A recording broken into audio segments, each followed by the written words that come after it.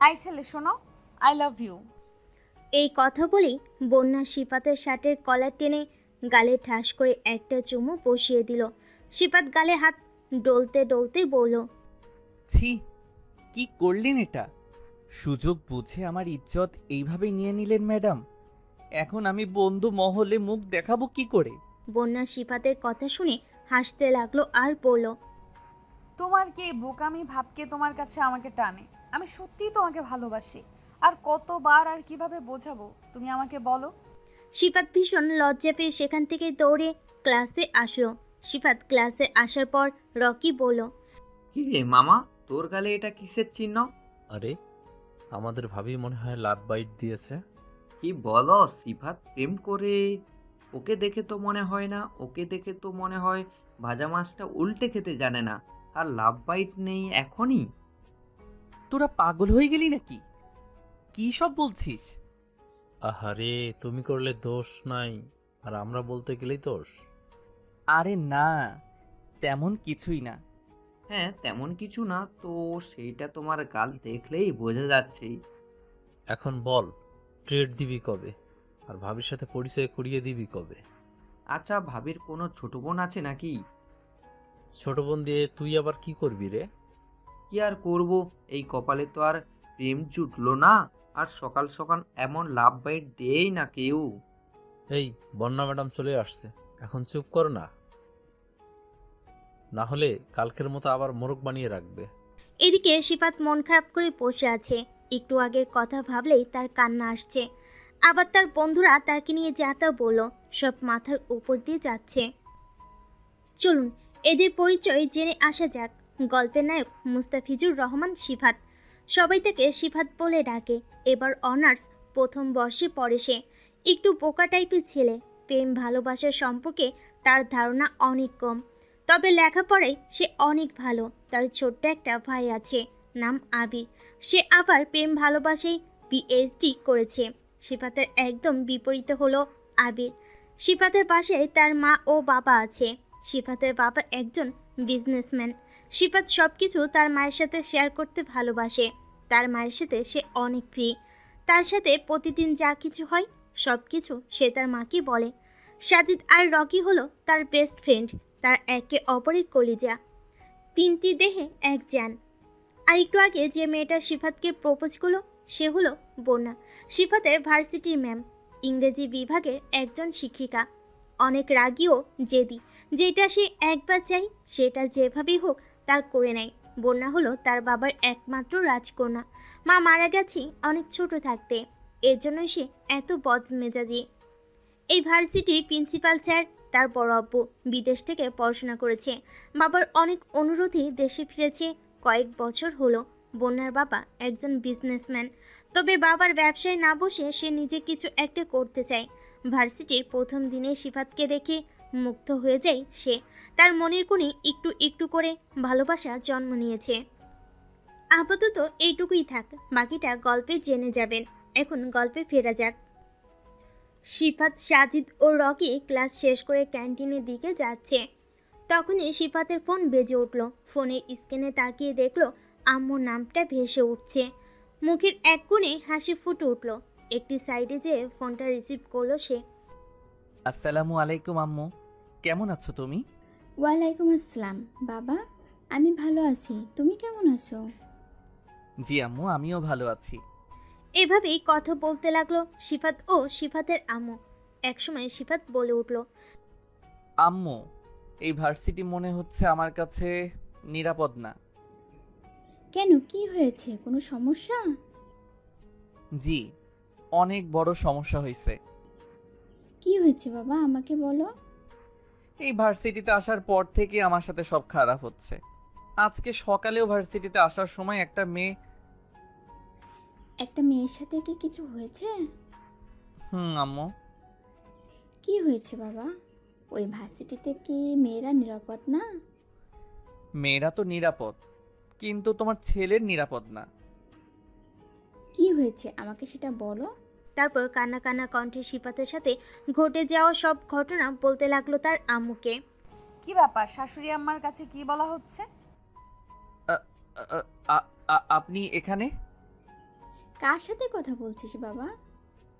আম্মু, তোমাকে পরে ফোন করছি, এখন রাখি। এই বলে ফোন রেখে দিল সিফাত। সামনের মেয়েটিকে দেখে অনেক ভয় পেয়ে গেল সে। না জানি এখন আবার কি করে তার সাথে। এসব ভাবলেই কান্না আসছে সিফাতের। সিফাতের মুখের অবস্থা দেখে হো হো করে হাসতে লাগলো বোনা। বোনার এমন হাসি দেখে সিফাত বলতে লাগলো, প্লিজ আমাকে কিছু করবেন না ম্যাডাম, আমি আপনার কি ক্ষতি করছি? বারবার কেন আমার সাথে এমন করেন? তুমি আমার অনেক বড় ক্ষতি করেছো মেরি জান। কি কি কি কি ক্ষতি করছি? ভয়ে ভয়ে কথাগুলো বলল সিফাত। সিফাতের এমন কাণ্ড দেখে বোনা একটা দুষ্ট হাসি দিয়ে বলল, এই পাগলা তো ভয় পাচ্ছ কেন? তোমাকে কি আমি মারবো নাকি? তুমি আমার মন কেড়ে নিয়েছো, এই জন্য পানিশমেন্ট হিসেবে একটা পাপ্পা দেই। সিফাতের চুলে আলতো করে হাত দিয়ে আবারও দুষ্ট একটা হাসি দিয়ে চলে গেল বন্যা। সিফাত ওখানেই থ হয়ে দাঁড়িয়ে আছে। সে ভাবতে লাগলো, এই মেয়ে এত লুচু কেন? কথায় কথায় শুধু গায়ে হাত দেয়। ছি, এসব আমার বন্ধুরা দেখলে আমার মান সম্মান সব চলে যাবে। এসব ভাবতে ভাবতে ক্যান্টিনের দিকে রওনা দিল। কিরে মামা, হঠাৎ করে কোথায় হারিয়ে গিয়েছিলি? আরে বুঝছিস না, ভাবির কাছে গেছিল মনে হয়। কিরে মামা, তুই ভার্সিটিতে এসে এত বদলে গেলি। আগে তো মেয়েদের দেখলেই ভয় পেতিস। মনে হয় প্রেমের বাতাস লাগছে। কি শুরু করলি তোরা এসব? আম্মু ফোন করেছিল, আর সেই সকাল থেকে দেখছি তোর আমার সাথে এমন করছিস। সত্যি সত্যি আন্টি ফোন করেছিল তো? হ্যাঁ দোস্ত, আম্মু ফোন করেছিল। এভাবে ক্যান্টিনে আড্ডা দিতে দিতে ক্লাসের সময় হয়ে গেল। এক এক করে সব ক্লাস শেষ করে বাড়িতে চলে গেল সিফাত। সিফাত পাশে এসে নিজের রুমে ঢুকে পড়ল। সারাদিনের ক্লান্তিতে বিছানায় গা এলিয়ে দিতেই ঘুমের রাজ্যে প্রবেশ করলো সিফাত। অন্যদিকে আবির বাসায় ফিরে সোজা তার মায়ের কাছে গিয়ে হাজির হলো। মা তখন রান্নাঘরে রান্না করছে। আবির কিছুক্ষণ মায়ের দিকে চুপচাপ তাকিয়ে থাকলো। মা তার দিকে তাকিয়ে মুচকি হেসে বলেন, কি রে, এভাবে তাকিয়ে আছিস কেন? কিছু বলবি? আবির একটু হেসে বলল। আম্মু জানো, আজকে একটা মজার ঘটনা হয়েছে। মা হেসে বলল, আবার কি করলি? তোর মজার ঘটনা মানেই তো কোনো দুষ্টুমি। আবির গম্ভীর মুখে বলল। না আম্মু, দুষ্টুমি না, আসলে আমি কয়েকটা প্রেম করেছি। মা তখন পুরোপুরি থমকে গেলেন। রান্না করতে থাকা হাত থেমে গেল। বিস্ময় নিয়ে বলেন, তুই কি বললি? ক্লাস 9-এ পড়িস আর তুই প্রেম করছিস, তাও আবার কয়েকটা? আবির একটু লজ্জা পেয়ে বলল, হ্যাঁ আম্মু, কি করবো বলো, মেয়েগুলো তো এমনিই পছন্দ করে। আর আমি যে কিউট, আমাকে দেখলেই তো মেয়েরা ফিদা হয়ে যায়। মা তার কথায় আরো অবাক হয়ে বলেন, তুই কি সিরিয়াস? কতগুলো প্রেম করিস তুই? আবির গর্বের সাথে বলল। 4টা, আর সবাই আমার ভালো বন্ধু। মা এবার রেগে গিয়ে বললেন, আবির, ক্লাস 9-এ পড়িস, পড়াশোনায় মন দিবি, প্রেম টেমের ধান্দায় কেন? আবির আবারও হাসি দিয়ে বলল, আরে আম্মু, এত সিরিয়াস হবার কিছু নেই, আমি তো মজা করে বললাম।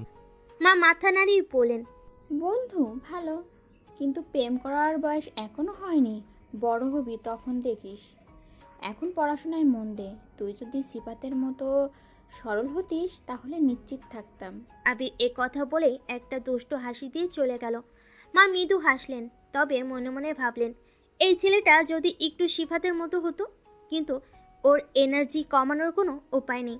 অন্যদিকে বন্যা নিজের রুমে বসে চোখ বন্ধ করে সিফাতের লাজুক মুখ আর বোকামির কথা মনে করতে লাগলো। তার কল্পনা শুরু হলো। সিফাত যদি একদিন এসে বলে, বন্যা আমি তোমাকে ভালোবাসি, তখন আমার কি প্রতিক্রিয়া হবে? ভাবতে ভাবতে বন্যা হেসে ফেলল। ওর মুখটা কিভাবে লাল হয়ে যাবে, আর আমি কেমন চুপ হয়ে যাব। সে ভাবছিল কিছুদিন আগে কলেজের অনুষ্ঠানে যখন সিফাত মঞ্চে দাঁড়িয়ে বক্তৃতা দিচ্ছিল, ওর হাত কাঁপছিল। আমি ওর পাশে দাঁড়িয়েছিলাম, আর মনে হচ্ছিল একটু যদি সাহস দিতাম তাহলে হয়তো ভালো কিছু বলতো। এমনকি পূর্ণা কল্পনায় সিফাতকে নিয়ে আরও কিছু মজার পরিস্থিতি তৈরি করলো। ধরি একদিন আমরা একসাথে পিকনিকে গেছি। আমি কিছু মজার কথা বলে সিফাত মাটিতে তাকিয়ে লজ্জা পাবে। সেদিন আমি তাকে বলবো, সিফাত তুমি তো কত ভালো। ও তখন নিশ্চয়ই বলবে, কই আমি তো কিছুই করতে পারি না। বন্যা আরও ভাবতে লাগলো। এখনকার ছেলেরা প্রেমের ব্যাপারে এত সিরিয়াস হয়, কিন্তু সিফাত তো কত সরল।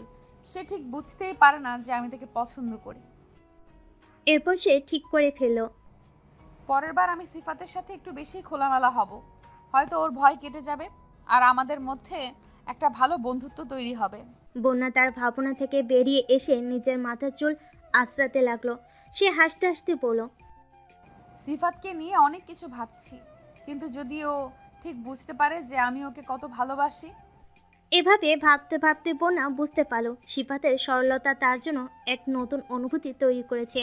কখনো কখনো বোকামি প্রেমের শুরু। এই ভাবনা নিয়ে বন্যা সেদিনের কাজগুলো করতে লাগলো। সিফাত সকালে ফ্রেশ মুডে ঘুম থেকে উঠল, কোনো চিন্তা ভাবনা মাথায় নেই। দিনের শুরুটা বেশ ভালোভাবে হলো। দ্রুত প্রস্তুতি নিয়ে নাস্তা সেরে ভার্সিটির উদ্দেশ্যে বেরিয়ে পড়ল। রাস্তায় বেশ সুন্দর একটা হাওয়া বইছে, আকাশটাও বেশ পরিষ্কার। সিফাত গাড়ির জানালা নামিয়ে দিয়ে বাতাসের হালকা স্পর্শটা অনুভব করলো। ভার্সিটি যাওয়ার পথে সে একটু গান চালিয়ে দিল, মুডটা আরো ফুরফুরে লাগছে। রাস্তার চারপাশে গাছগুলো সবুজে ঘেরা, পাখিরা ডেকে চলেছে। সবকিছু খুব স্বাভাবিক ও আরামদায়ক। সিফাত গাড়ি চালিয়ে যাচ্ছিল। গাড়ি যখন ভার্সিটির গেটের কাছে পৌঁছালো তখন সিফাত একটা ছোট্ট হাসি দিল। আজকের দিনটা ভালো যাবে, এই ভাবনা মাথায় নিয়ে সে ভার্সিটির ভিতর ঢুকে পড়ল। সিফাত ভার্সিটিতে প্রবেশ করার পরই তার নজর পড়ে ক্যাম্পাসের এক কোণে, যেখানে বন্যা ম্যাডাম একটি ছেলের সাথে ধাক্কা খাচ্ছেন। সিফাতের মনে হয়েছিল এই মেয়েটা কতটা লুচ্চু, সব সময় ছেলেদের সাথে কোনো না কোনো ঝামেলায় জড়িয়ে থাকে। ছেলেদের ইজ্জত নিয়ে যেন খেলাই তার কাজ। কিন্তু তার ধারণা সম্পূর্ণরূপে ভুল প্রমাণিত হলো যখন দেখলো ম্যাডাম ওই ছেলেটার গালে ঠাস ঠাস করে দুইটা থাপ্পড় দিল। এই কুত্তার বাচ্চা, তুই কি চোখে দেখোস না? রাস্তা বুঝিস না? ম্যাডাম ভুল হয়ে গেছে আসলে। ভুল? এটা তো তোদের স্বভাব, মেয়েদের সঙ্গে সুযোগ পেলেই এমন করিস, তাই না? ভার্সিটির মধ্যে এইভাবে ধাক্কা দিস সবাইকে। তোকে তো আমি আজকেই টিসি দেওয়ার ব্যবস্থা করব। তোর মতো কুলাঙ্গার ভার্সিটিতে থেকে ভার্সিটির পরিবেশ নষ্ট করবে, এটা তো আমি হতে দেবো না। সাজুর চেহারা লাল হয়ে গিয়েছিল। সে বুঝতে পারছিল যে বন্যা ম্যাডাম কতটা রেগে আছেন। রাগের আগুনে পুড়ে যাচ্ছিল সে, মাথায় অনেক চিন্তা ঘুরপাক খাচ্ছিল। টিসি মানে তার লেখাপড়া সব শেষ, সব কিছু ভেঙে পড়বে। তাই সে ম্যাডামের কাছে অনেক আকুতি মিনতি করে যেন তাকে টিসি না দেয়। বন্যার চোখে রাগের জ্বালা ছিল, কিন্তু সাজির কথায় কিছুটা কোমলতা আসলো। দেখ সাজু, এইভাবে অজুহাত সৃষ্টি করে কোনো লাভ হবে না। তুই জানিস আমি এই ধরনের আচরণ সহ্য করতে পারি না। সাজু আরও কিছুটা ভেঙে পড়ল। ম্যাডাম আমি প্রতিজ্ঞা করছি ভবিষ্যতে এমন কিছু আর করব না।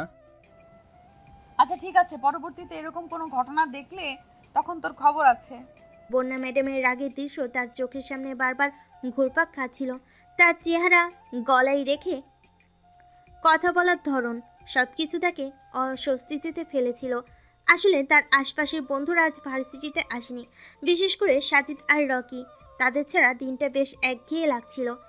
ক্লাসগুলো একটার পর একটা চলছে, কিন্তু সিফাতের মনোযোগ যেন কোথাও নেই।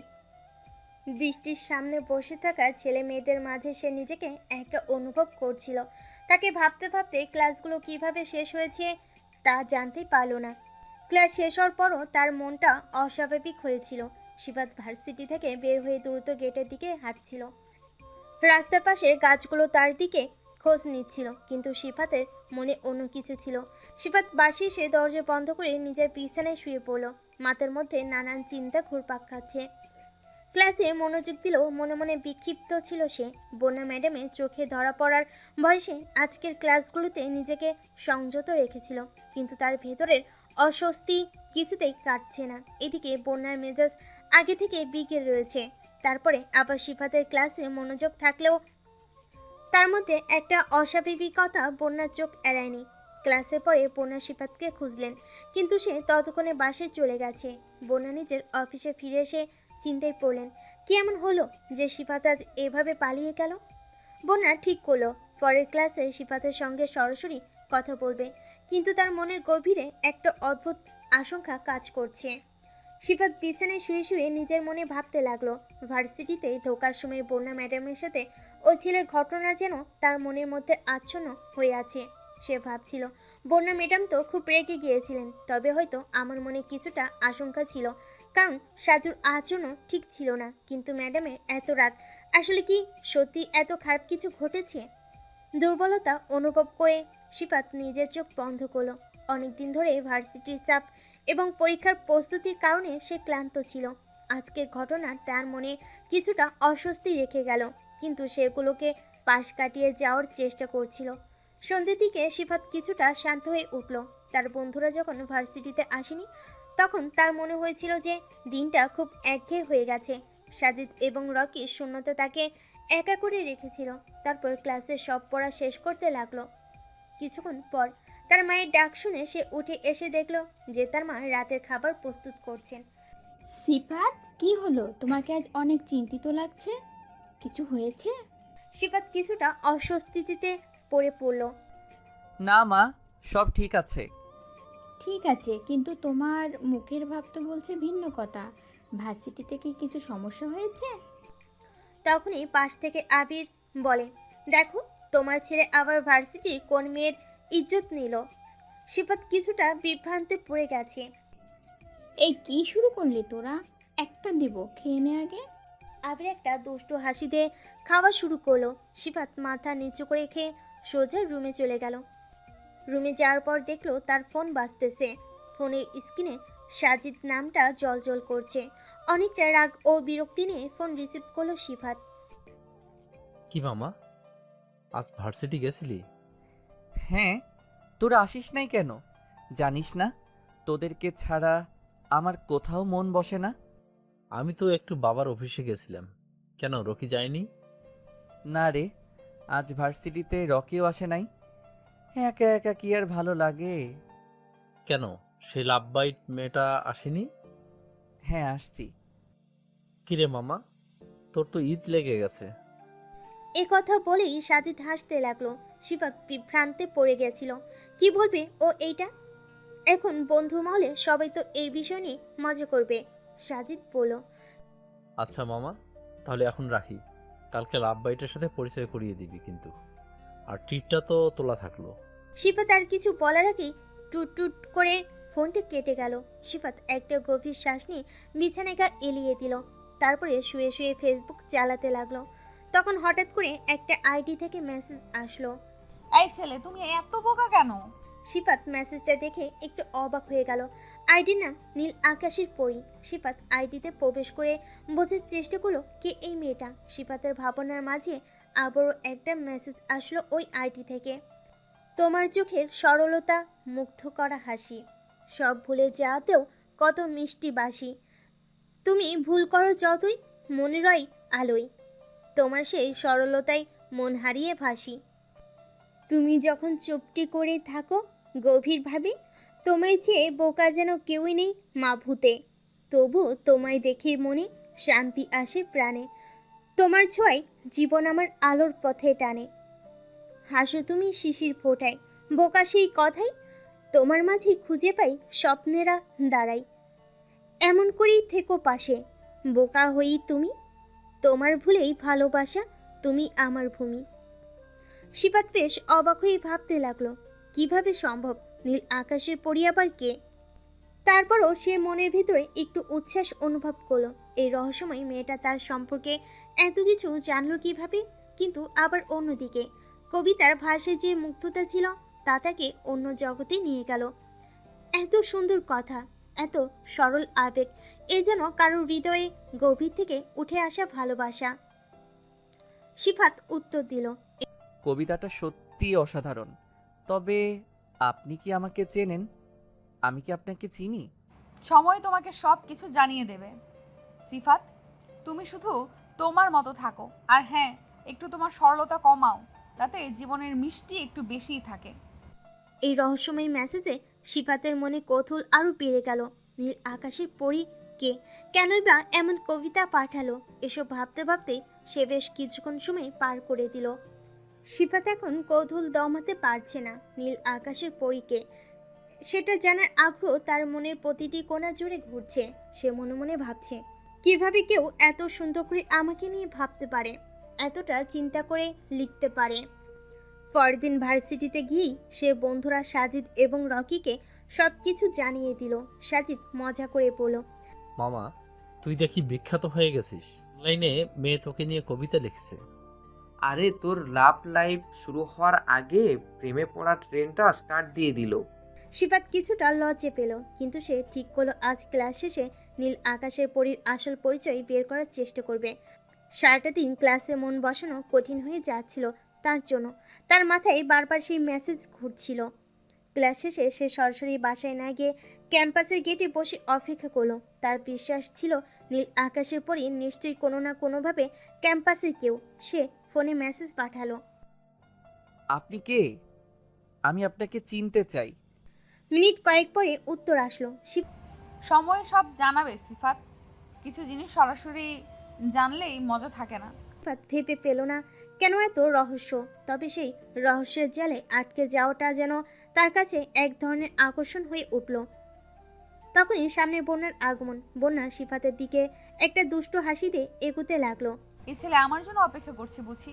সিফাত ভাবনার মাঝে এতটাই ডুবেছিল যে তার সামনে যে একজন দাঁড়িয়ে আছে সেটা সে বুঝতেও পারেনি। বন্যা সিফাতের শার্টের কলার ধরে পড়ল। এই ছেলে, কোন রাজ্যে হারিয়ে গেলে? আমি যে তোমাকে কিছু বলছি এটা কি শুনতে পাইতেছো না? হঠাৎ এমন কাণ্ডে সিফাত কিছুটা অবাক হয়ে গেল। এতক্ষণ তো ভালোই ছিল, এই মেয়েটার আবার আসার কি প্রয়োজন ছিল? এখন আবার কি করে কে জানে। সিফাত করুণ চোখে বন্যার দিকে তাকালো। এই ছেলে, এইভাবে তাকাও কেন? তুমি এইভাবে আমার দিকে তাকালে আমি নিজেকে কন্ট্রোল করতে পারি না যে। সিফাত তৎক্ষণাৎ চোখ নামিয়ে নিল। লজ্জায় মুখ লাল হয়ে গেছে ছেলেটার। বন্যা আলতো হাতে সিফাতের চুলে হাত দিয়ে বলল, আমার মনটা তো নিয়ে নিয়েছো অনেক আগে, অপেক্ষায় থাকলাম কবে আমাকে ঘরে তুলবে। এই কথা বলেই বন্যা সাইডে চলে গেল। সিফাত বাড়িতে আসার পর থেকে অনেক চিন্তিত, কোথাও সে মন বসাতে পারছে না। বিকেলের নরম আলোতে নিজের ঘরের জানালার পাশে বসে ফোন স্ক্রল করছিল। বাইরে হালকা বাতাস বইছিল, আর আকাশে সাদা মেঘের ভেলা যেন ধীরে ধীরে ভেসে বেড়াচ্ছিল। চারপাশের এমন মনোমুগ্ধকর পরিবেশও সিফাতের মন কোথাও স্থির হচ্ছিল না। তার মনের গভীরে একটা অস্বস্তি, একটা অদ্ভুত টানাপ্রণে কাজ করছিল। হঠাৎ করেই তার ফোনে একটি মেসেজ এলো। নীল আকাশে পরি মেসেজ করেছে। কেমন আছো? কেমন চলছে তোমার দিনগুলো? সিফাত এক মুহূর্ত থমকে গেল। নীল আকাশের পরীর মেসেজ এলেই তার মন অন্যরকম হয়ে যায়। তার অজান্তেই হালকা একটা হাসি ফুটে ওঠে ঠোঁটের কোণে। সিফাত দ্রুতই রিপ্লাই করলো, ঠিক আছে, কিন্তু একটা অদ্ভুত টানাপোড়েন বোধ করছি। কিছুক্ষণ অপেক্ষা করার পর আবার মেসেজ এলো।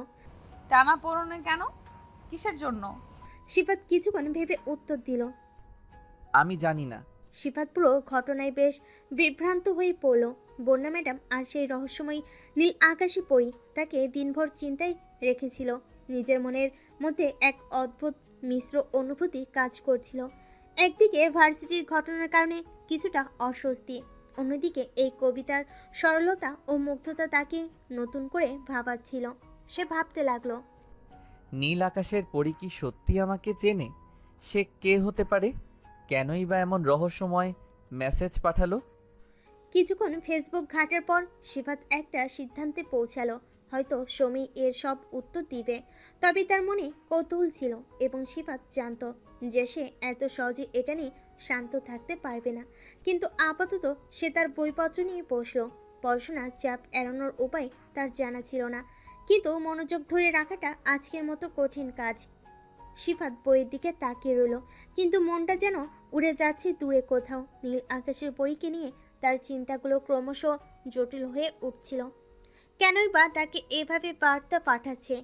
আর বোনা, ওর আচরণও কিছুটা অদ্ভুত লাগছিল। একদিকে যেন মজা করছে, আবার অন্যদিকে যেন তার কথার ভিতরে লুকানো কিছু আছে। সন্ধ্যা নেমে আসতে শুরু করলো। বাইরের পাখিরা বাসে ফিরছে, আর বাতাসে হালকা শীতলতা এসেছে। সিফাত বারবার ফোনের দিকে তাকাচ্ছে, যেন কিছু একটা অপেক্ষা করছে। সিফাতের মনে প্রশ্ন ঘুরপাক খাচ্ছিল, নীল আকাশের পরীকে সে কি সত্যিই তাকে চিনে, অথবা এটি কোনো গেম? নীল আকাশের পরীর আচরণও কিছুটা অদ্ভুত লাগছিল। কখনো যেন মজা করছে, আবার কখনো গভীর মনে কিছু ভাবছে। এক সন্ধ্যায় সিফাত ক্যাম্পাসের গাছতলায় বসেছিল। তার পাশে সাদা মেঘের ভেলা আকাশ ভাসছিল। হঠাৎ তার ফোনে মেসেজ এলো, নীল আকাশের পরী। তুমি কি জানো, কখনো কখনো আমাদের পরিচয় প্রকাশ না করাই সেরা। সিফাতের মনে কৌতূহল বাড়তে লাগলো। সে রিপ্লাই করলো, কেন কেন পরিচয় গোপন রাখতে হবে? মেসেজ আসতে দেরি হলো না। কারণ মাঝে মাঝে মানুষকে তাদের অনুভূতিতে ডুবতে দিতে হয়। পরিচয় জানা সবসময় জরুরি নয়। এই উত্তরটি সিফাতের আরও চিন্তায় ফেলে দিল। সে ভাবতে লাগলো, তাহলে কি সে অনুভূতি তাদের পরিচয়ের চেয়ে গুরুত্বপূর্ণ? সে কি সত্যিই নিজেকে নীল আকাশের পরী এর সঙ্গে যুক্ত মনে করছে? পরদিন ক্লাসের মাঝে সিফাত নীল আকাশের পরীকে মনে করতে লাগলো। সে জানতো সে এক অদ্ভুত টানাপোড়েনের মধ্যে রয়েছে। এই রহস্যময়ী তরুণীর কথা ভাবতে ভাবতে তার মন অস্থির হয়ে উঠছিল। সন্ধ্যা নেমে আসলো। সিফাত নীল আকাশের পরীর কথা ভাবতে ভাবতে হাঁটছিল। ঠিক তখনই আকাশ মেঘে ঢেকে গেল আর ঝুমঝুম বৃষ্টি নামতে শুরু করলো। সিফাত হঠাৎ থমকে দাঁড়িয়ে রাস্তার ধারে একটু আশ্রয় নিল। বৃষ্টি তার চুল আর শরীর ভিজিয়ে দিচ্ছিল, কিন্তু তার মনের মধ্যে চলছিল অন্যরকম ভাবনা। এমন সময় সামনে দিয়ে বোনের গাড়ি আসছিল। বোনা দূর থেকে সিফাতকে দেখতে পেয়ে গাড়ি থামিয়ে নামলো। এই সিফাত, এখানে কেন দাঁড়িয়ে আছো বৃষ্টিতে? কিছু না, বৃষ্টি উপভোগ করছি। বন্যা তখন গাড়ির দরজা খুলে বলল, আরে বৃষ্টিতে ভিজছো কেন? চলো গাড়িতে ওঠো, আমি তোমাকে বাড়ি পৌঁছে দিচ্ছি। কিন্তু সিফাত মাথা নাড়িয়ে মৃদু হেসে বলল, না আমি ঠিক আছি, আপনি যান ম্যাম। বন্যা সিফাতের এই জেদ দেখে কিছুক্ষণ তাকিয়ে রইল। তারপর সে ধীরে ধীরে সিফাতের কাছে এসে তার শার্টের কলার ধরে টেনে নিয়ে গাড়ির দিকে নিয়ে যেতে লাগলো। তুমি তো একদমই কথা শোনো না, চলো গাড়িতে। কিন্তু সিফাত তবুও দাঁড়িয়ে থাকলো। হালকা হেসে বলল, না ম্যাম, আমি একা যেতে পারবো। তখন দুজনেই পুরোপুরি বৃষ্টিতে ভিজে গেল। বন্যা হঠাৎ সিফাতের দিকে একটু ঝুঁকে নেশে ধরা চোখে বলল, এই ছেলে, তুমি কি জানো বৃষ্টিতে ভিজলে তোমাকে কত কিউট লাগে? সিফাত হঠাৎ লজ্জায় পড়ে গেল। তার মুখের দিকে তাকিয়ে বন্যা মিষ্টি করে হাসলো। সিফাত কিছু বলার আগেই বন্যা তাকে হালকা ধাক্কা দিয়ে গাড়ি থেকে টেনে নিয়ে গেল। বন্যার এমন আচরণে সিফাত অনেক অবাক হলো। সে কিছু বুঝে ওঠার আগেই বন্যা গাড়িতে উঠে সিফাতের উপর পড়ল আর নেশালো চোখে তাকিয়ে থাকলো সিফাতের দিকে। একসময় ঘোরালো কণ্ঠে বলল, এই ছেলে, তুমি কি আমাকে বাঁচতে দিবা না? সিফাত কিছুটা বিভ্রান্তের মধ্যে পড়ে গেল। বনে একটা দুষ্ট হাসি দিয়ে গাড়ি ড্রাইভিং করতে লাগলো। চারপাশে অন্ধকার আর প্রবল বৃষ্টি, কিছুই ঠিকমতো দেখা যাচ্ছিল না। হঠাৎ একটা ঝাঁকুনি অনুভব হলো আর বন্যা দেখলো গাড়ি চলাচল বন্ধ হয়ে গেছে। এ কি হলো? বন্যা দ্রুত গাড়ি থামিয়ে বাইরে বেরিয়ে এলো। সিফাতও গাড়ি থেকে নামলো। গাড়ির চারপাশে ঘুরে দেখে বন্যা বুঝলো একটা টায়ার পাংচার হয়ে গেছে। বন্যা হতাশ মুখে সিফাতের দিকে তাকিয়ে পড়ল। টায়ার পাংচার হয়েছে? বন্যা একটু চারপাশে তাকিয়ে পড়ল। আর একটা বড় সমস্যা আছে সিফাত, আমরা ভুল রাস্তায় চলে এসেছি। ভুল রাস্তা কিভাবে সম্ভব? আমরা ঠিক যে রাস্তা দিয়ে যাচ্ছিলাম সেটা তো অন্যদিকে, এখানে কোথাও দিক নির্দেশনা ছিল না। এটা শুনে সিফাতের মুখে দুশ্চিন্তার ছাপ পড়ল। তারা দুজনে একে অপরের দিকে তাকিয়ে বুঝতে পারল যে তারা এখন বড় সমস্যায় পড়েছে। বৃষ্টি থামার কোনো লক্ষণ নেই আর অন্ধকার চারপাশে ঘনিয়ে আসছে। এখন কি করব? আমি জানি না সিফাত, আমরা কোথায় আছি সেটাই ঠিকমতো বুঝতে পারছি না। সিফাত এবং বন্যা অনেক টেনশনে পড়ে গেল। গাড়ি ঠিক করার জন্য প্রয়োজনীয় যন্ত্রপাতি নেই। চারপাশে কোনো বাড়িঘর বা আশ্রয়ের কোনো চিহ্ন নেই। চারপাশে অন্ধকার এবং বৃষ্টির মধ্যে সিফাত ও বন্যা উদ্বিগ্নভাবে দাঁড়িয়েছিল। কি করবে বুঝতে পারছিল না। হঠাৎ বন্যার চোখে পড়ল দূরে একটা ছোট্ট আলোর মতো কিছু। সে সিফাতকে ইশারা করে বলল, দেখো, দূরে একটা বাড়ি মনে হচ্ছে, আমরা ওখানে গিয়ে আশ্রয় নিতে পারি। সিফাতও ওইদিকে তাকিয়ে বলল, চলেন চেষ্টা করে দেখি। এখানে আর বসে থাকা ঠিক হবে না। তারা বৃষ্টির মধ্যে হেঁটে সেই ছোট্ট বাড়িটার দিকে এগিয়ে গেল। বাড়িটার সামনে এসে তারা দরজায় ঠকঠকালো। কিছুক্ষণ পর দরজা খুলে বেরিয়ে এলেন এক বুড়ি। তার মুখে রহস্যময় হাসি ছিল এবং তার চোখে কিছু অদ্ভুত উজ্জ্বলতা। বৃদ্ধা তাদেরকে দেখে বললেন, তোমরা তো একদম ভিজে গেছো, এসো ভেতর এসো। বনা ও সিফাত তৎক্ষণাৎ ভিতরে ঢুকলেন। বুড়িমা তাদের হাতে কিছু গরম কাপড় দিয়ে বললেন, যাও বাচ্চা, কাপড় চেঞ্জ করে আসো, নয়তো ঠান্ডা লেগে যাবে তো। বন্যা ও সিফাত কাপড়গুলো হাতে নিয়ে চলে গেল কাপড় চেঞ্জ করতে। ড্রেস চেঞ্জ করে বন্যা ও সিফাত কৃতজ্ঞতার সাথে ভিতরে ঢুকলো। ঘরে ঢোকার পর তারা দেখতে পেল ঘরের ভেতরে আরও কিছু লোক বসে আছে। সবার চেহারা অদ্ভুত মনে হলো তাদের কাছে। কিছুক্ষণ কথা বলার পর হঠাৎই সবাই মিলে সিফাত ও বন্যার দিকে অদ্ভুতভাবে তাকাতে শুরু করলো, যেটা বন্যা ও সিফাত দুজনের কাছে অদ্ভুত লাগলো। একজন বৃদ্ধ লোক বলল, তোমরা এত সুন্দর জুটি, এখানে এসে তোমাদের বিয়ে না দিয়ে কিভাবে ছাড়ি? সিফাত অবাক হয়ে বলল, কি বলছেন? আমরা এখানে শুধুই আশ্রয় নিতে এসেছি। কিন্তু লোকগুলো তখন জোরাজুরি শুরু করলো এবং শেষমেশ সিফাতকে বুঝিয়ে সুজিয়ে জোর করে বিয়ের অনুষ্ঠানে বসিয়ে দিল। বন্যা চুপচাপ ছিল, তবে তার মুখে সামান্য স্বস্তির ছাপ দেখা গেল। সে মনে মনে হয়তো মেনে নিয়েছিল, কিন্তু সিফাত একদমই রাজি না। তখন তাদের মধ্যে থেকে একজন সিফাতের মাথায় বন্দুক রেখে বিয়েতে বাধ্য করলো। অতঃপর বিয়ে হলো সিফাত ও বন্যার। তারপর তাদেরকে একটা রুমে ঢুকিয়ে দিল সবাই। বন্যা হয়তো তাদের বিয়ের হতে অনেক খুশি, তবে এভাবে চায়নি, বিয়েটা অন্যরকম ভাবে হতে চেয়েছিল। অপরদিকে সিফাত ভাবছে এটা হয়তো বন্যার নতুন একটা গেম ছিল। সিফাতের মনে বন্যার জন্য একরাশ ঘৃণা ছাড়া আর কিছুই নাই। সিফাত রুমের দরজা আটকে দিয়ে বন্যাকে ঘৃণার দৃষ্টিতে বন্যাকে বলল, ছি ছি ছি ম্যাম, আপনার থেকে এটা কখনো আশা করিনি। তুমি আমার কথা বোঝার চেষ্টা করো। কি বুঝবো আর? সেই শুরু থেকে আপনি আমার পেছনে পড়ে আছেন, তারপরে আজকে একটা ষড়যন্ত্র করে আমাকে এভাবে এখানে নিয়ে চলে আসলেন। এতদিন জানতাম শিক্ষকরা তাদের কাজ শুধু ছাত্রছাত্রীদেরকে পড়াশোনার বিষয়ে দক্ষ করে তোলে, কিন্তু আজ দেখছি তারা চরম আকারের নাটক করতে পারে। আপনার জন্য পুরো শিক্ষা জাতিকে মানুষ ঘৃণা করবে। কি অন্যায় ছিল আমার, আপনি আমাকে এভাবে ব্যবহার করলেন। আচ্ছা, কোনো সমস্যা নেই, 6 মাসের মধ্যেও তুমি ডিভোর্স পেপার পেয়ে যাবে। আর আমাকে মাফ করে দিও, আমি কখনো চাইনি এমন একটা রাত আমাদের জীবনে আসুক। বন্ধ করুন আপনার এই নাটক। আর আপনি কি ভাবছেন আমি আপনার সাথে সংসার করব? অবশ্যই আমি আপনাকে ডিভোর্স দিয়ে দেব।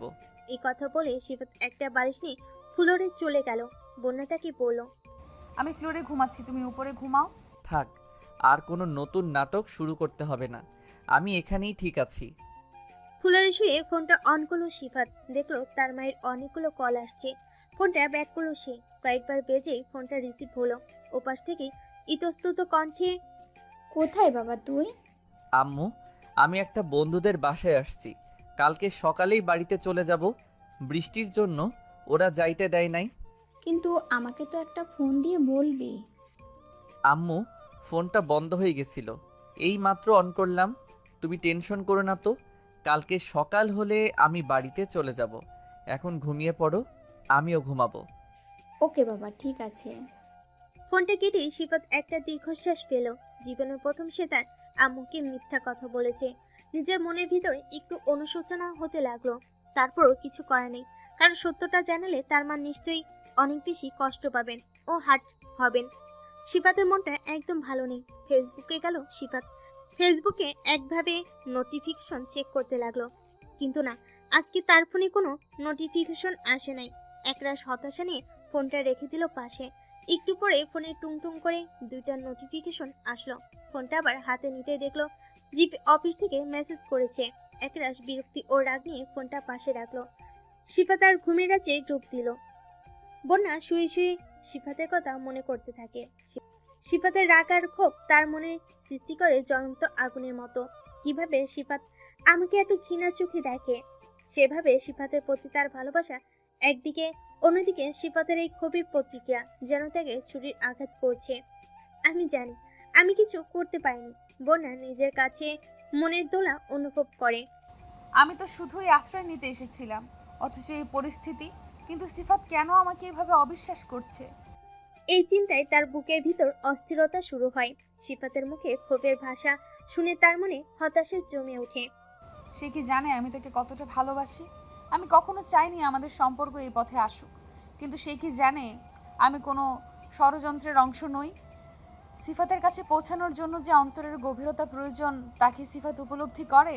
এভাবে চিন্তায় ডুবে থাকা অবস্থায় সে জানে সিফাতের মনে তার প্রতি যে বিরক্তি রয়েছে তা কখনো ভুলবে না। আমার জন্য তো সিফাতের মনে কেবল ঘৃণা।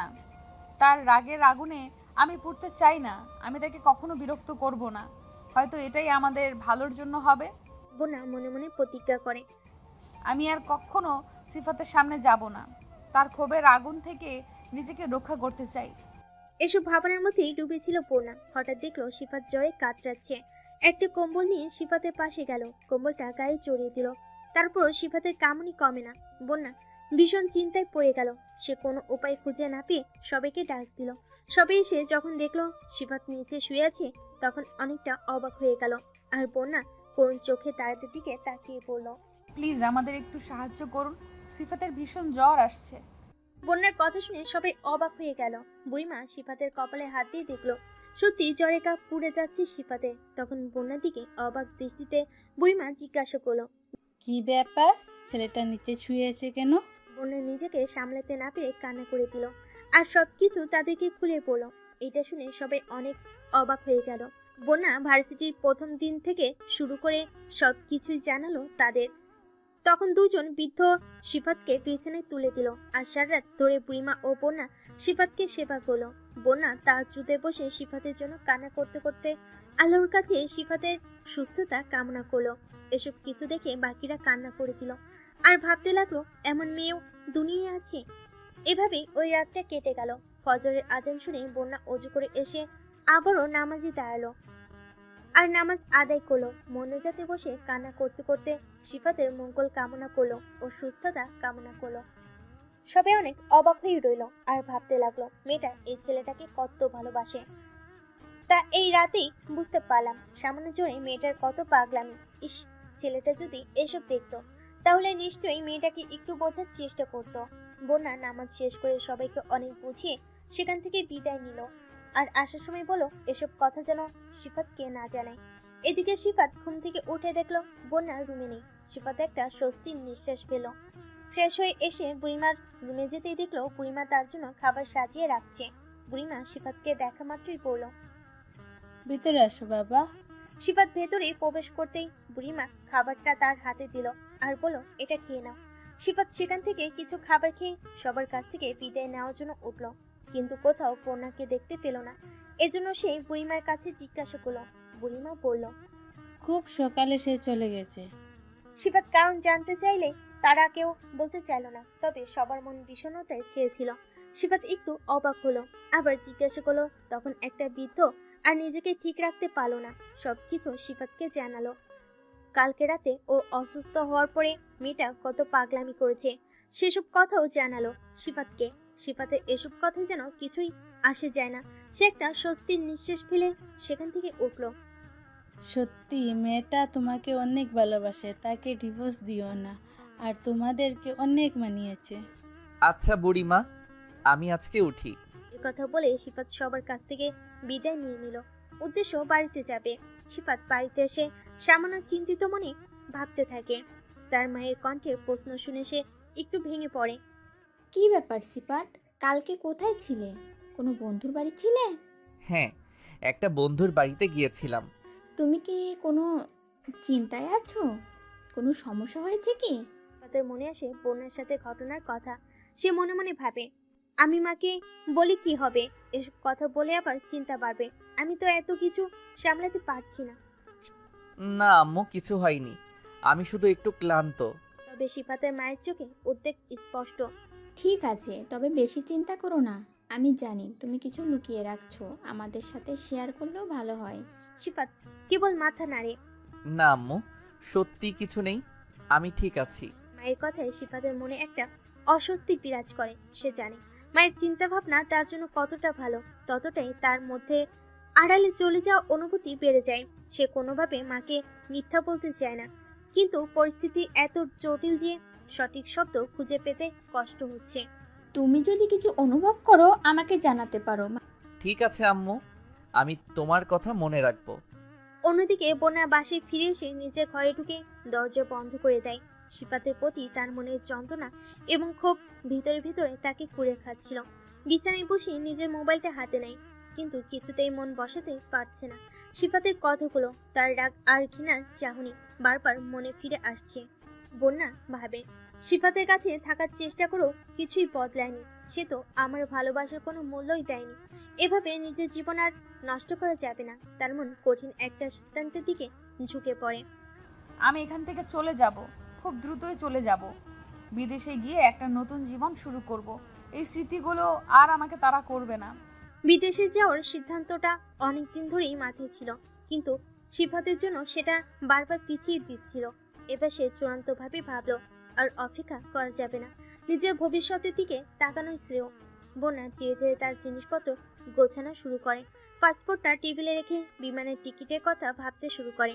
নিজের ভেতরে এক অদ্ভুত প্রশান্তি অনুভব করে, যেন এই নতুন সিদ্ধান্তটা তাকে মুক্তি দিচ্ছে। বিদেশে গেলে অন্তত এসব যন্ত্রণা থেকে মুক্তি পাবো। নতুন এক পৃথিবী, নতুন এক জীবন, সেখানে আর কেউ আমাকে কষ্ট দিতে পারবে না। তবে তার মন থেকে সিফাতের স্মৃতি পুরোপুরি মুছে ফেলা সহজ হবে না, এটা পূর্ণা জানে। তবু সে নিজেকে সামলাতে চেষ্টা করে। তখনই বোনেরা রুমে প্রবেশ করলো। কি হয়েছে মামুনি, কোথাও যাবে নাকি? হ্যাঁ আব্বু, আমাকে একটু ইমার্জেন্সি লন্ডন যেতে হবে। কেন, কোনো সমস্যা হয়েছে? বোনা কিছুটা চিন্তিত ভঙ্গিতে বলল, আসলে আব্বু, আমার একটা বান্ধবীর আম্মু অনেক অসুস্থ, এজন্য আমাকে ইমার্জেন্সি একটু যেতে হবে। প্লিজ আব্বু, না করো না, আর একটু পড়াশোনার বিষয়ে কাজও আছে। বোনেরা কিছুক্ষণ চুপচাপ দাঁড়িয়ে থাকলেন। তার চোখে চিন্তার ছাপ স্পষ্ট দেখা যাচ্ছিল, কিন্তু মেয়ের কথাই বাধা দিতে চাইছিলেন না তিনি। বোনা সাধারণত এমন কিছু বলে না, যদি না খুব জরুরি হয়। ঠিক আছে মামুনি, তুমি যদি মনে করো যেতে হবে তাহলে যাও, তবে একা একা যেও না। ভিসার কাজগুলো কি ঠিক আছে? বোনা একটু দ্বিধায় পড়ে যায়, কেননা সে নিজের ভিতরের কারণগুলো আড়াল করেছে, কিন্তু নিজেকে সামনে নিয়ে মৃদু হাসিতেই পড়ল। হ্যাঁ আব্বু, সব ঠিক আছে, তুমি দোয়া করো যেন সব ভালোভাবেই হয়। বোনের আপু মেয়ের মাথায় হাত রেখে স্নেহের সাথে বলেন, আল্লাহ তোমার মঙ্গল করুন মামুনি, যা কিছু করো ভেবে চিন্তে করো, আমি তোমার পাশে আছি। বোনা মাথা নিচু করে দাঁড়ালো। মনে মনে অনুভব করলো কিভাবে নিজের আপুকে মিথ্যা বলছে, কিন্তু তার মন এক ধরনের অস্থিরতার মধ্যে আছে। সে জানে সিফাতের স্মৃতি তাকে তাড়া করবে, কিন্তু এই মুহূর্তে তার নিজের জন্য একটা নতুন জীবন শুরু করা দরকার। আপুর কাছ থেকে বিদায় নিয়ে বোনা ভেতরে ভেতর একটা অদ্ভুত প্রশান্তি অনুভব করলো, যদিও তার মন একান্তভাবে ভারী ছিল সিফাতের প্রতি তার না বলা কথাগুলোর জন্য। কিন্তু সে কোনোভাবেই এই স্মৃতি থেকে মুক্ত হতে পারবে না।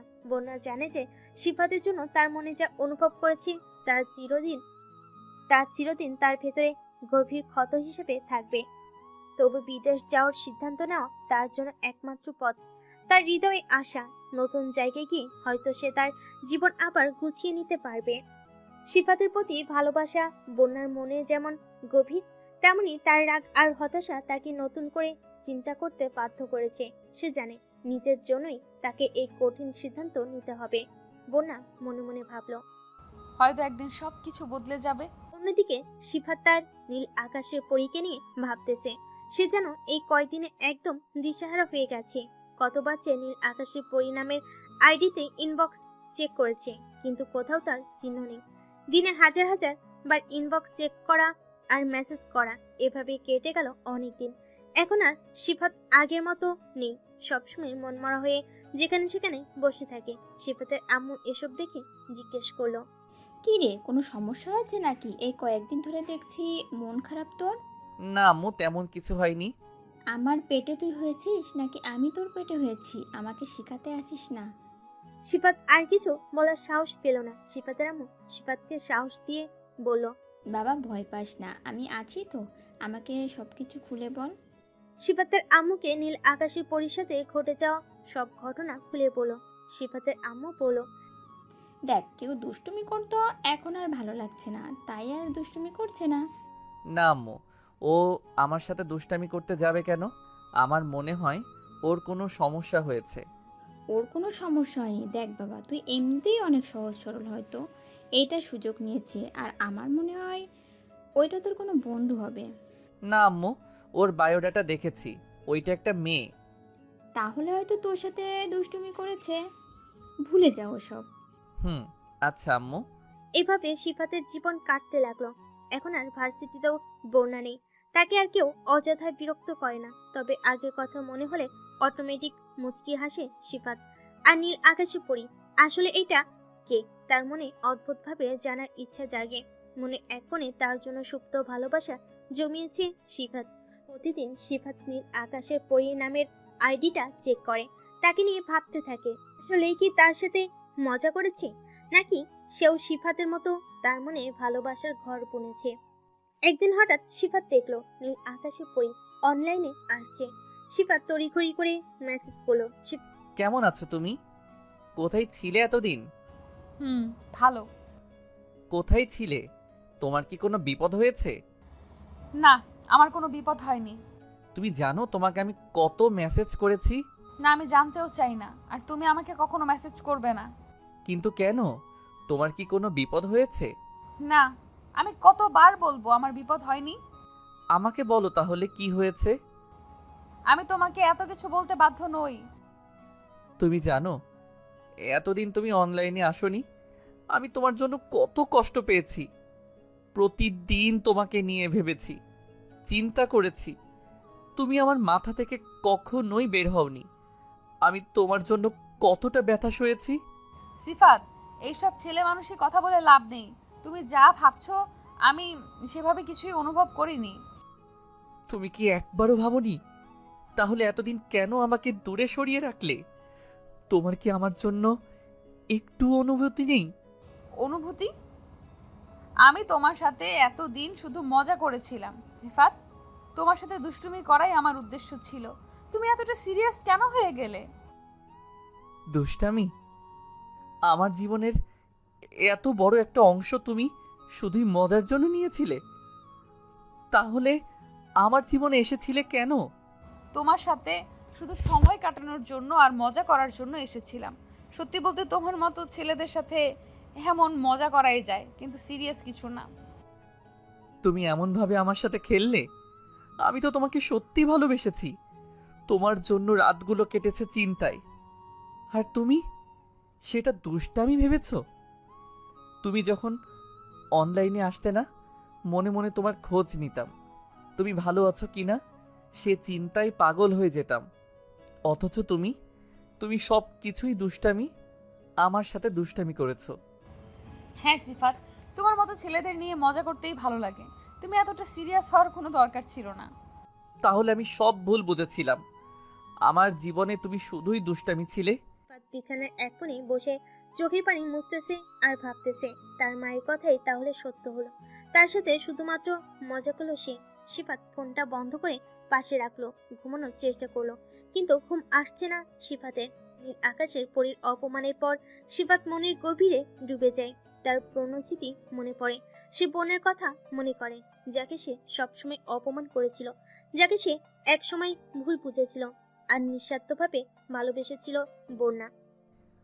বন্যা, আমি তোমাকে কতটা অবহেলা করেছি, কতটা অপমান করেছি, অথচ তুমি সব সময় আমার পাশে ছিলে, আমাকে ভালোবেসেছো। আমি তোমার সেই ভালোবাসার মর্যাদা দিতে পারিনি। সিফাতের চোখের সামনে বন্যার হাসি মুখ ভেসে ওঠে। বন্যা সে নির্ভেজাল ভালোবাসা যা সে একসময় বুঝতে পারেনি। বন্যা ছিল সিফাতের জীবনের সবচেয়ে বড় আশ্রয়, কিন্তু সে আশ্রয়কে মূল্যায়ন না করে তাকে কষ্ট দিয়েছিল। বন্যা কখনো আমাকে এভাবে অপমান করেনি, বরং আমাকে সব সময় ভালোবাসতো। তার চোখে কখনো দুষ্টামির ছাপ দেখিনি। তার চোখ দুইটা বলেছিল ভালোবাসা, যেটা শুধু আমার জন্যই বিরাজ করত। অথচ আমি তাকে কতবার কষ্ট দিয়েছি। আর আজ নীল আকাশের পরী আমার সাথে সেই একই কাজ করছে, যেটা আমি বন্যার সাথে করেছিলাম। সিফাতের মনে পড়ে সে সময় যখন সে বন্যাকে ভুল বুঝেছিল। সেদিন বন্যার কোনো দোষ ছিল না। কোনো কিছু যাচাই না করে সে বন্যার উপরে সব চক্রান্তের দায়ভার চাপিয়ে দিয়েছিল। অথচ বন্যা কখনো অভিযোগ করেনি, বরং সবসময় তার ভালোবাসা দিয়েই সিফাতকে আগলে রেখেছিল। বন্যা, তোমাকে কষ্ট দিয়ে আমি কত বড় ভুল করেছি আজ আমি বুঝতে পারছি। যখন নীল আকাশের পরী আমার সাথে একইভাবে আচরণ করছে। সিফাতের মনে হয় তার নিজের করা ভুলগুলো যেন ফিরে আসছে তার জীবনে।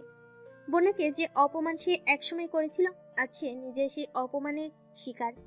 সিফাতের দিনগুলো যেন কোনো অর্থই রাখে না আর। ভার্সিটি থেকে বের হয়ে যাওয়ার পর থেকে তার জীবনটা অনেকটাই একঘেয়ে এবং শূন্য মনে হয়। ক্লাসের প্রতি আগ্রহ নেই, বন্ধুদের সাথে আড্ডা দেওয়া বন্ধ। সব কিছুতেই যেন এক ধরনের অনিশ্চয়তা এবং বিষণ্ণতা। ঘিরে ধরেছে তাকে। এর মধ্যে একটা জিনিস বারবার তার মনে আসে, বন্যা। বন্যা ছিল তার ম্যাম, তবে সে শুধু শিক্ষকই নয়, সিফাতের জীবনের এক গুরুত্বপূর্ণ অংশ হয়ে উঠেছিল। সিফাত কখনো বুঝতে পারেনি কেন বন্যা তার মনে এত গভীর প্রভাব ফেলেছে, তবে এখন তার জীবনটা যেন থমকে গেছে। ভার্সিটি শেষ হওয়ার পর অনেকদিন কেটে গেছে, কিন্তু বোনার কথা এক মুহূর্তের জন্য ভুলতে পারেনি সে। একদিন হঠাৎ সিফাত তার বন্ধু সাজিদ আর রকির সাথে দেখা করে। অনেকদিন পর তাদের সাথে বসে, কিন্তু সিফাতের মন যেন অন্য কোথাও পড়ে থাকে। তার বন্ধুদের সাথে মনের মতো কথা বলার ইচ্ছাও হারিয়ে ফেলেছে সে। এক পর্যায়ে সাজিদ তাকে জিজ্ঞেস করে, কিরে, তুই এমন চুপচাপ কেন? এতদিন পর দেখা হলো আর তোর এই অবস্থা? সিফাত প্রথমে কিছুই বলতে চায় না, কিন্তু মন তো চুপ করে থাকতে পারে না। সিফাত যখন সাজিদ এবং রকির কাছে বোনের কথা শেয়ার করলো, তখন তারা বেশ অবাক হয়ে গেল। সাজিদ বলল, এত সহজ সরল ছেলেটা কিভাবে একজনের প্রেমে পড়ে গেল? রকি হাসতে হাসতে বলল, আরে ভাই, প্রেম তো কখনো স্বাভাবিক হয় না। তুই যদি এই প্রেমে পড়তি তবে তো জীবনটা মজার হবে। সিফাত হালকা হাসির চেষ্টা করলো, কিন্তু তার মনে একটা কষ্ট ছিল। আমি জানি এটা সহজ নয়, কিন্তু বন্যা আমার জন্য বিশেষ ছিল। আর হ্যাঁ, শুনেছি বন্যা ম্যাম ভার্সিটির জব ছেড়ে দিয়েছে প্রায় 4-5 মাস আগে। এই কথা শুনে সিফাতের বুকের ভেতরটা হু হু করে উঠল। কেন সে সময় থাকতে বুঝলো না? সে ভাবতে লাগলো। সাজিদ বলল, তুই তো জানিস প্রেমের গল্প সবসময় সহজ হয় না, তবে তুই তাকে ফোন কর, হয়তো সে তোকে বুঝবে। সিফাত চিন্তিত ভঙ্গিতে বলল, কিন্তু ফোন নাম্বার কই পাবো? আমার কাছে ম্যামের একটা ফোন নাম্বার আছে, তুই এই নাম্বার দিয়ে চেষ্টা করতে পারিস। সিফাত তাড়াহুড়ো করে ফোন বের করে বলল, হ্যাঁ, নাম্বারটা দ্রুত দে, আমি এখনই ফোন দিচ্ছি। 0178880।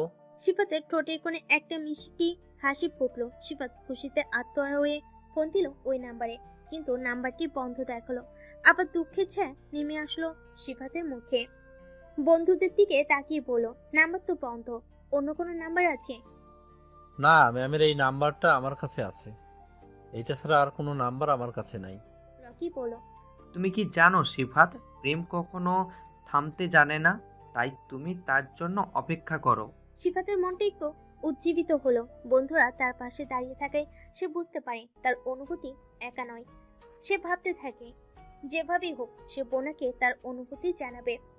সিফাত বলল দৃঢ়তার সাথে, আমি তাকে মেসেজ করব, আমার ভালোবাসা কখনো মরে না। এভাবে সিফাতের মনে আশার জন্ম নিল। সাজিদ ও রকি সিফাতকে সবসময় সাপোর্ট করলো। সিফাতের ইচ্ছে আরো শক্তিশালী হয়ে উঠেছে। তা নামতে সিফাতের মনে শুধু বন্যার ছবি ভেসে উঠতে লাগলো। সেখান থেকে তাকে যেভাবে যেন একের পর এক স্মৃতি তাকে ঘিরে ধরলো। বন্যা, যার হাসি ছিল যেন সূর্যের আলো, সিফাতের জীবনে নিয়ে এসেছিল অদ্ভুত এক উষ্ণতা। সে মনে করে যখন বন্যা প্রথম আই লাভ ইউ বলেছিল, প্রথম কিস করেছিল, তখন সে কতটাই না বাচ্চা ছিল। এসবের কিছুই যেন তার ধারণা ছিল না, অথচ আজকে সে সবকিছুই বুঝতে পারছে বা উপলব্ধি করছে।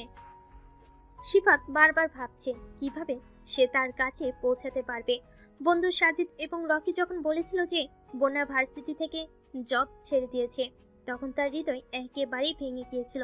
কিন্তু সে নিজেকে থামিয়ে রেখেছে, কারণ তার মনে ছিল যে এই দূরত্বেও তাদের সম্পর্ক সম্ভব। সে এখন বন্যার সঙ্গে কথা বলার চেষ্টা করছে, কিন্তু তার মনে অন্য কিছু ঘুরছে।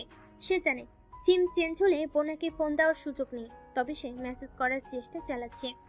আমি তোমাকে ভালোবাসি বন্যা, তুমি কি জানো আমি প্রতিনিয়ত তোমার কথা ভাবি। এই কথাগুলো মেসেজে লিখতে গিয়ে সিফাতের হাত কাঁপছিল। সে জানে এই মেসেজগুলো পাঠাতে হলে খুব সাবধানে হতে হবে।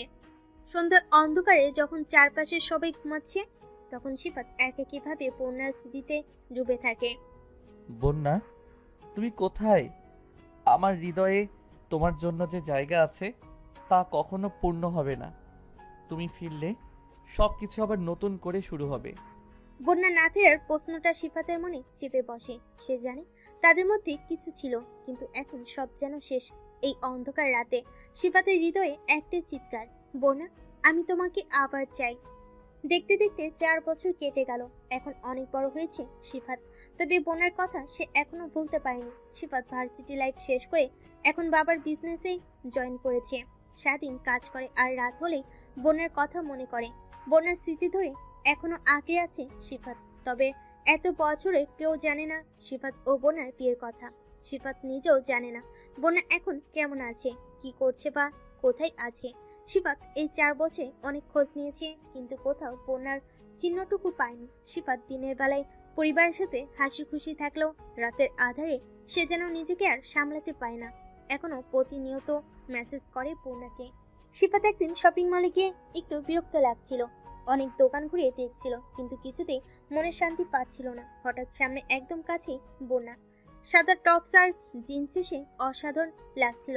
সিফাতের হৃদয় একসাথে দ্রুত ধড়ফড় করতে শুরু করলো। সে ভাবছিল, এটা সত্যি হচ্ছে নাকি?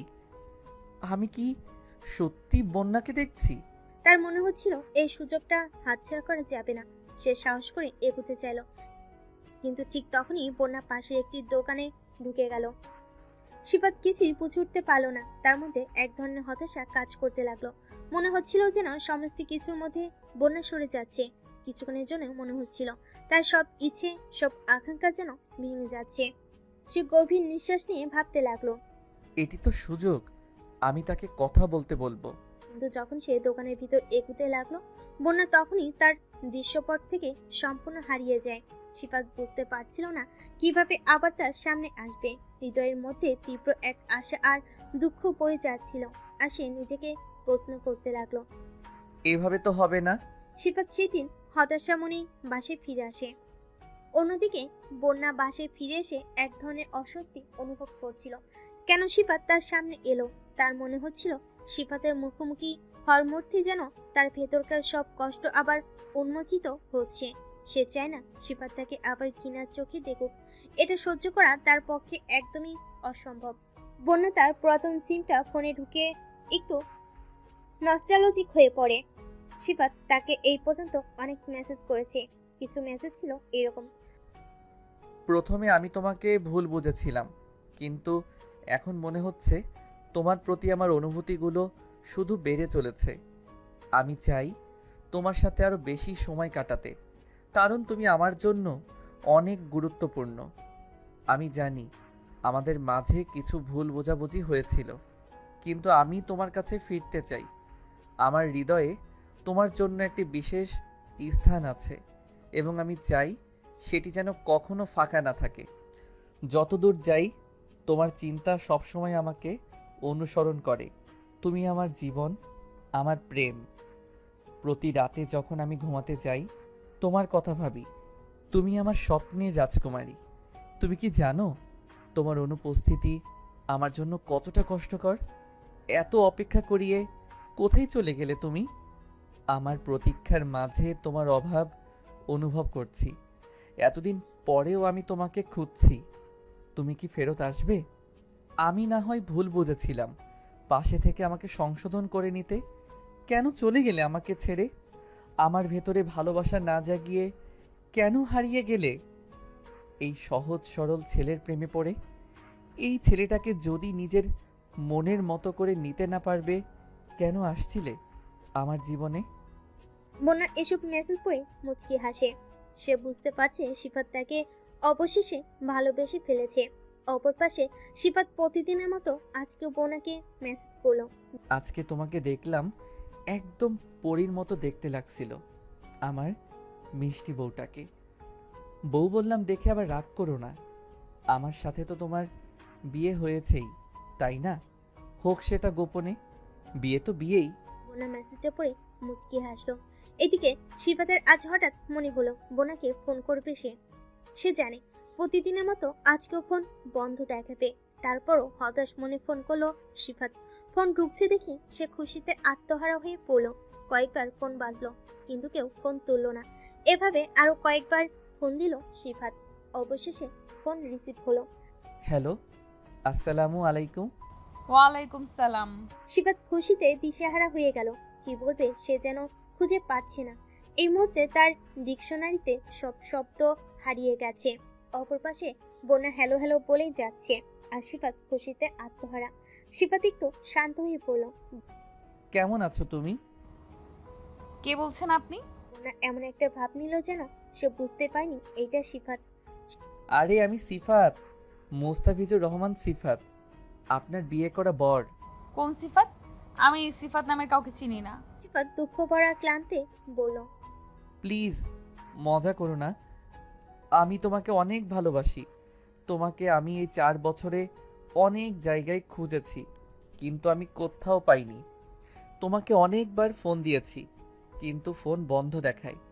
এই 4 বছরে যে তোমাকে কতগুলো মেসেজ করেছি তা বলার বাহিরে। ও আচ্ছা, ডিভোর্স পেপার রেডি হয়ে গেছে, কালকে পেয়ে যাবে।